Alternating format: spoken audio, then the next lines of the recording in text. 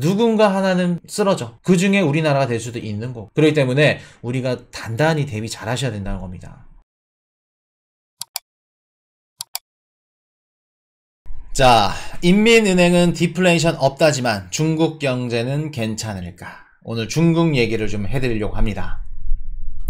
지금 중국에 대한 전세계 글로벌 애널리스트 분석들이 어떨까? 중국 분석들이. 이게 참 시장이 단순하고 불과 이번 연도 상반기 1월달, 2월달 막 주식 코인 상승할 때 그 상승장 재료 선강, 후, 강. 아니면 뭐랄까. 선강이 아닌데 뭐지? 상반기요. 상반기, 하반기. 상강, 후강, 하강 이런 식으로. 그래서 강력하다. 상반기 무조건 상승한다. 우리 한국도 상승하고 회복할 거다. 긍정적으로 시그널을 줬고 분석을 했던 분들이 어떤 생각을 했어요? 뭐 때문에? 이유를? 중국의 리오프닝 때문에. 근데 지금 중국에 대한 분석들이 다 어때요? 상반기에 막 중국 때문에 우리 한국 반도체 기업도 그렇고 제조업도 그렇고 상승할 거다, 회복할 거다, 원달러 환율 떨어질 거다, 이런 내용들 나오나요?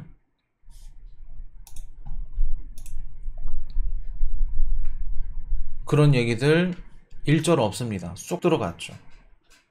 중국 때문에 우리 주식 코인 상승한다. 그런 방송 보신 분 최근에 얘기 나오신 분. 코인이슈가 요거 중국의 리오프닝 효과 상당히 미비할 거다 말씀드렸던 거. 자, 지금 중국에 대한 전세계 애널리스트들 분석이 어떠냐면 제2의 일본이다. 이런 얘기를 하고 있습니다. 제2의 일본이란 무슨 뜻이에요? 잃어버린 일본의 20년, 30년. 물가는 하락하고 경제성장률은 안 나오고 죽어있는. 숨은 붙어있지만 죽어있는 일본. 근데 지금 최근 들어서 일본이 부활을 했죠. 근데 중국이 지금 이런 얘기를 듣고 있습니다. 아이러니하지 않나요? 자, 작년 9월 달에 잭슨홀 미팅 때 제롬 파월 연준의장이 뭐라고 했죠? 잭슨홀 미팅 9월 달에. 잭슨홀 미팅을 한번 설명을 해드리자면 전 세계 박사, 학사, 중앙은행 다 장들, 금융시장에 내놓으라는 분들 한 자리에 다 모이는 자리가 잭슨홀 미팅입니다. 거기서 제롬 파월 연준의장이 한마디 해. 뭐라 그래요? 우리 미국은 금리 인상 세게 갈 거야. 달러 강세로 가져갈 거야. 달러 강세를 암시합니다. 그거 누구한테 들으라는 거예요? 우리 공부했던 거? 중국 너네 잘 들어. 우리 금리 인상 세게 때릴 거야. 달러 강세 가져갈 거야. 우리 역사나 지금까지 배웠던 것들 다 통틀어 보면은 미국이 어떤 식으로 한 국가를 잠식하는지, 종속시키는지 다 이미 배웠죠. 환율로 예전 같았으면 막 총, 활, 칼, 폭탄 그 사람 그 국가를 이제 죽여서 막 종속시키고 자기네 발 밑에 뒀다면 지금은 금융시장, 환율로 그냥 딱 집어넣고 아래까지 그냥 다 위부터 그냥 싹 다 털어먹는 겁니다. 1990년도 일본 털렸고 97년도 한국 털렸습니다. 그리고 90년도에 동아시아권 국가들 많이 털렸죠. 자, 러시아도 최근에 그렇게 하고 있고 유럽 국가들도 마찬가지고. 소원바람님 멤버십 가입 감사드립니다. 소원바람님 멤버십 가입 환영합니다. 자, 그러면 이번에 다음 타겟은 누구다? 미국의? 미국의 금리 인상 요거 때문에 미국은 금리 인상을 왜 하는 걸까? 물가 잡기 위해서? 인플레이션과 싸우기 위해서? 아니죠. 이미 싸우려면 작년부터 더 올렸어야지. 재작년부터. 중국 때리기. 하나 걸려봐라. 달러 풍기 현상 일어나서 달러 없는 애들 다 무너지지? 걔네 다 우리가 감싸줄게. 감싸준다는 게 먹겠다는 거죠. 자, 궁금한 게 중국이 털리기 전에 금리 인하가 없다는 반증인가요? 아니죠. 금리 인상의 높은 시점에서 쭉 끌고 간다. 쭉 끌고 간다. 그리고 이미 작년 3월부터 금리를 이렇게 급격하게 올렸다면 금리를 막 계속해서 더 올려야지 무너지는 게 아닙니다. 이미 조금 올렸는데 작년부터 무너지기 시작한 국가들이 있어. 스리랑카, 뭐 레바논 이런 국가들. 근데 중국은 당연히 체력이 좋기 때문에 G1, 2 괜찮기 때문에 천천히 무너지겠죠. 그럼 자기네들이 어떻다? 금리를 자기네들도 무너지지 않는 선에서 어느 정도 올려놓고 급격하게 서서히 내리더라도 금리를 내리더라도 어떻게 해요? 중국이나 다른 시장들은 그 내리는 효과가 천천히. 자, 미국이 금리 인하를 한다 그래서 중국이 바로 금리 인하 이런 뭐라 그럴까 걔네들한테 공격이 약해진다고 표현을 해야겠네요. 미국의 공격이 약할까? 아닙니다. 미국은 원체 금리 인상을 지금 5%까지 올렸다는 건 어느 정도 공격력이냐면 미국에서 제품을 만들고 뭐 만드는 것도 있겠지만 보통 소비를 하죠. 소비를 하는데 얘네들이 물건을 사올 때 뭘로 제품을 사죠? 뭘로? 달러입니다. 달러예요. 한국도 제품 살 때 달러, 중국도 제품 살 때 달러. 그러면 달러가 지금 기준 5%라는 얘기는 미국 입장에서는 똑같은 제품을 한국과 미국과 똑같은 제품을 사, 중국이랑 셋이서. 근데 이게 미국 입장에서는 아무리 5%여도 어떻게 된다? 자국 프리미엄을 얻을 수밖에 없다. 자국 프리미엄을. 근데 중국과 일본은 지네나라 화폐 가치가 뭐예요? 화폐 그 기준이 위안화와 원화죠. 그러면 이 원화와 위안화를 가치를 달러에 녹여야 돼. 그럼 얘네들은 최소 못해도 20% 30% 미국인들보다 더 비싸게 주고 사는 겁니다. 기준금리가 똑같다 하더라도. 이해되셨나요? 그렇기 때문에 미국이 기준금리를 내렸다, 금리를 인하했다, 곧바로 중국한테 좋다, 뭐한다? 그렇지 않습니다. 왜? 이미 비싸게 주고 사고 있어. 이게 기축통화 프리미엄이에요. 이해되셨나요? 그리고 금리를 내린다, 뭐한다, 여기서 타격을 중국한테 입는 건 세게 입진 않습니다. 왜 그러냐면 중국 본토 같은 경우에는 5% 정도밖에 들어오지 않았어요. 외국인 투자 자금이. 금리를 내리고 금리 격차에서 가장 위험하고 문제가 되는 게 뭐냐면 해외 투자자들 자금이 빠져나가는 거, 이탈되는 거. 이해되셨나요? 근데 중국은 빠져나갈 그게 많이 없어. 왜? 많이 안 들어왔기 때문에. 그렇기 때문에 홍콩을 치고 홍콩이 휘둘리면서 중국한테 3쿠션 데미지를 입히는 겁니다. 자, 다시 돌아와서 자, 그러면 지금 중국이 제2의 일본이다. 중국인 디플레이션이 우려된다. 뭐 이런 얘기들이 지금 나오고 있습니다. 그래서 중국 국가 대변인이 뭐라고 했냐면은 우리 중국 디플레이션 위험 존재하지 않아. 우리 디플레이션 아닌데? 안 위험한데? 이런 얘기를 합니다.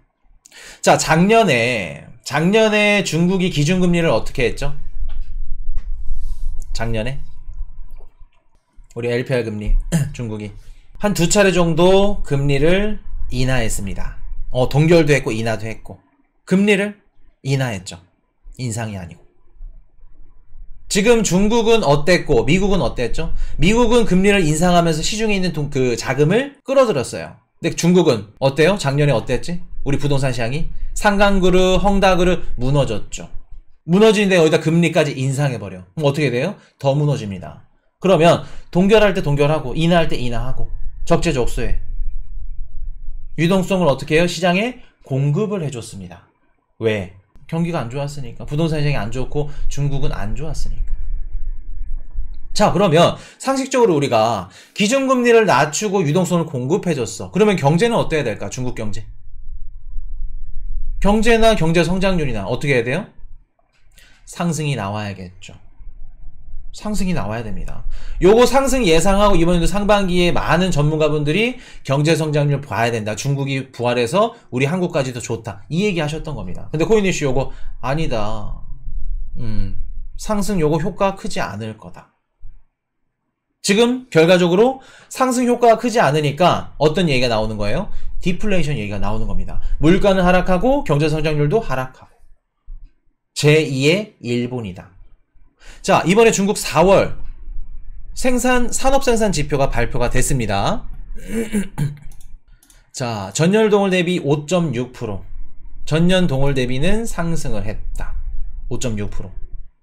그래서 지금 좀 디테일하게 봤더니 중국에서 예상했던 이젠 그 산업생산 지표가 예상치가 몇 프로였냐면은 시장 전망치가 10.9%였습니다. 근데 발표가 몇 프로 나왔을까? 5.6%. 시장 예상치보다 거의 절반에 해당하는 지표가 발표됐어요. 근데 이제 좀 고무적인 건 뭐냐면 전월 대비해서 좀 올랐죠. 전월 3.9, 이번에 5.6. 근데 전망치에 비하면 반토막이 났다. 반토막이.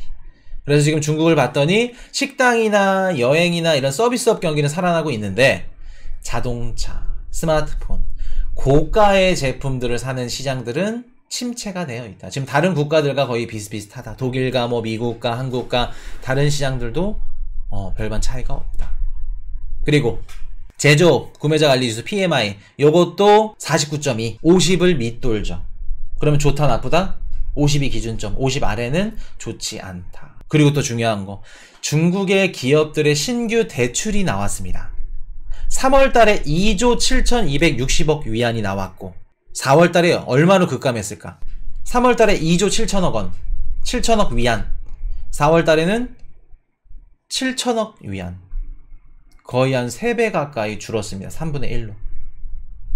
기업들이 신규 대출을 받고 있지 않다는 건 뭐예요? 중국 내에 기업들이 지금 좋은 상황이다 아니다? 투자를 하고 있고 막 경제 성장률이 올라가고 소비를 하고 있고 성장이 될 것 같다는 상황이다 아니다? 아니다. 기업들도 죽어있다. 죽어있다. 지금 지표만 딱 봤을 때 중국이 내세우고 있는 내수시장 활성화 이거 제대로 돌아가고 있나요? 수출도 제대로 안 돼. 제조업도 그냥 그래. 그랬더니 노동절에 중국 국민들이 야 중국 이거 미래 없다. 희망 없어 보인다.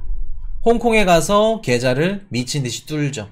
근데 중국 정부 입장에서는 홍콩에도 유동성을 넣어줄 수 있는 정책이라 생각해서 이런 것들을 또 못 이기는 척 3년 만에 쭉 풀어주죠.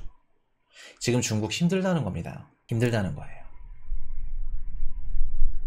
지금 또 뭐가 문제가 있냐면 자 중국 1분기 중국 수출 19% 떨어졌다는 겁니다. 전년 대비 7.9% 감소, 대중국 수출 20% 가까이 줄어 직격탄. 우리 한국도 당연히 영향을 끼치겠죠. 자 중국 4월 경제지표 예상보다 부진, 청년 실업률이 20% 넘어서 사상 최고치. 자 4월달에 중국 지표 예상치보다 부진했다. 좋지 않아. 알겠어.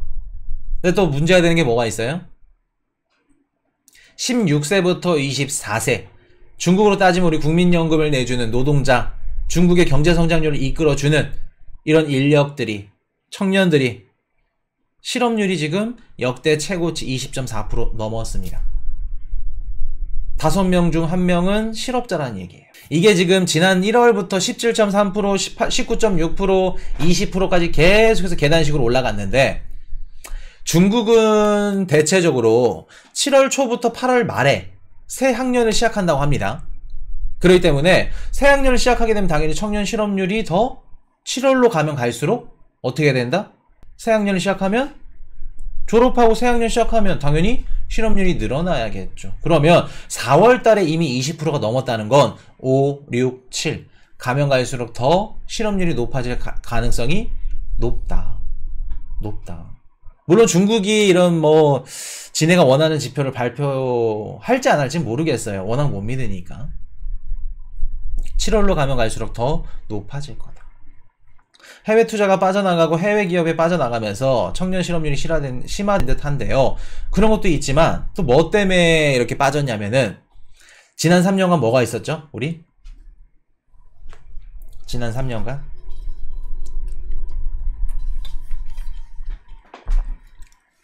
코로나 있었죠. 코로나 때 미국만 그런 게 아니야.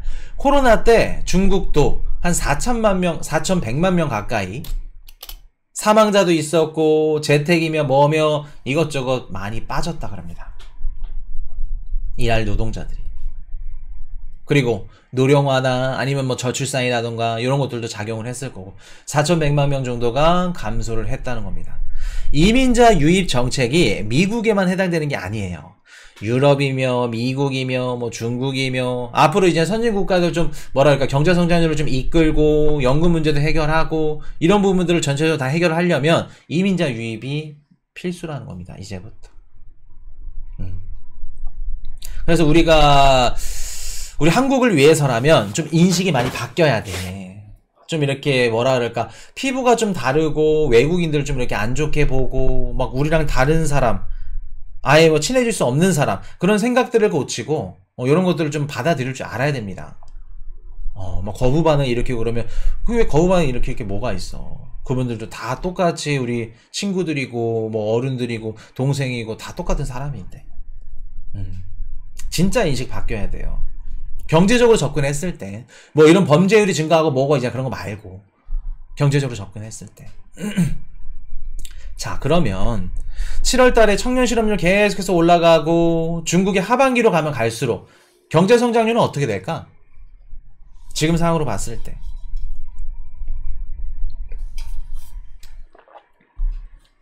경제 성장률. 회복 굉장히 더디게 성장할 겁니다. 경제 성장률은. 그리고 안 좋아질 가능성이 굉장히 높아 보이죠. 왜? 중국이 언제 위험하다? 코인이 씨랑 같이 배웠던 거. 중국이 이것 때문에 위험하다. 앞으로 위험해질 수 있는 이런 것들이 너무 많아. 우리 디지털 위안화 중국이 찍어내는 거 그거 지금 발행하는 것들 나중에 위안화로 이제 넘어가면서 좀 많이 발행했던 것들 위안화에 어떤 타격을 줄 거다? 위안화 가치가 흔들릴 수도 있는 명분이 될 수 있다 라는 말씀 드렸죠. 그리고 홍콩이 지금 달러 페그제인데 위안화 페그제로 바뀔 수도 있다. 왜? 무너질 수 있는 가능성이 너무 높다. 달러 페그제가. 달러랑 같이 간다? 금리 인상하면 같이 가고 인하하면 같이 내리고 외환 주머니에 얼마나 많은 달러가 있어야 홍콩이 그거를 달러 페그제 딱 쫓아갈 수 있을까? 힘들다는 겁니다. 그러면 안 그래도 지금 중국 본토 내 부동산 시장이며 내수 시장이며 지방의회들 부채나 이런 것들 생각할 수가 없어. 너무 많아. 그런데 달러를 벌어들이는 외환금융 창구 역할을 하는 홍콩 역시 좋지가 않아. 무너진다는 겁니다. 지금 이렇게 흐름을 봤을 때 어떤 상태인 것 같나요? 미국과 지금 중국의 싸움이 지속되고 있는데 미국이 지금 어떤 식으로 중국을 공격하고 있다? 우리 코니슈 가족분들은 딱 보고 해야지. 알아야지. 역사적으로 미국의 자리를 넘보고 대항하고 했던 국가들은 미국이 어떻게 했다? 금융시장을 침투해서 다 가져갔다. 그러면 금융시장을 침투하려면 얘네들이 체력이 많아야 돼요? 체력이 밑으로 빠져야 돼요? 체력을 최대한 빼야겠죠. 그 체력을 빼는 수단, 도구 역할로 쓰인 게 뭐다? 금리 인상. 이해되셨나요? 그럼 다음 타겟이 누구인지, 진짜 미국이 연준이 금리를 인상해서 물가를 잡으려고 하는 건지, 이미 물가를 잡으려고 했으면 재작년부터 잡았어야지. 지금 미국이 어떤 상황이냐면은 달러 올려, 금리 인상해, 달러 가치 강세를 해서 어떻게 해요? 시장에 달러가 품귀 현상이 나와. 달러 없는 국가들은 다 망하게 하는 겁니다. 지금 많은 유튜버 방송하시는 분들이 뭐라 그래요? 달러 가치는 없어진다. 달러는 소멸할 거다. 달러 자리가 위태롭다. 왜? 위안화 같이 막 하면서 중국이랑 누구 사우디랑 막 손잡고 중동 애들이랑 사이좋게 지내고 러시아 막 인도 서로 막 사이좋게 지내고 하니까 달러가 무너진다고 생각해. 곰곰이 생각을 해보세요. 지금 달러는 없어져야 된다. 반달러를 외치고 내세우고 있는 국가들이 지금 어떤 상황인지.